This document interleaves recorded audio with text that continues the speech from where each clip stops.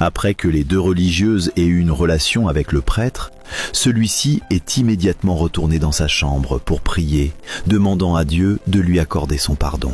Mais sœur Marie n'était pas seulement liée au prêtre, elle avait aussi des relations avec d'autres hommes en dehors de l'église. Elle faisait la fête avec ces hommes dans des hôtels, et certains d'entre eux étaient même mariés, pères de famille. Ce mode de vie la fascinait, car elle gagnait de l'argent ainsi pour profiter de tout ce que le monde avait à offrir. Le problème, c'est que sœur Marie prenait parfois des risques. Ces hommes refusaient souvent d'utiliser une protection, disant qu'ils paieraient plus si elle n'en mettait pas, et elle finissait par accepter.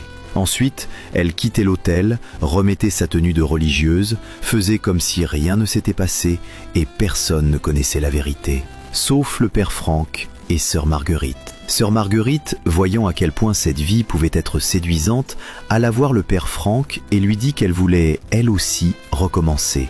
Le prêtre refusa, mais elle le menaça. S'il n'acceptait pas, elle révélerait tout. Après une nuit, il céda, et une nouvelle relation interdite commença. Quelques semaines plus tard, Marie commença à ne pas se sentir bien, et elle alla à l'hôpital pour passer des examens. Les résultats choquèrent le médecin. Une religieuse était enceinte. Comment cela pouvait-il arriver? Le médecin resta pensif, imaginant comment Marie réagirait en apprenant cette nouvelle. Dites-moi dans les commentaires, selon vous, de qui est cet enfant? Laissez votre avis.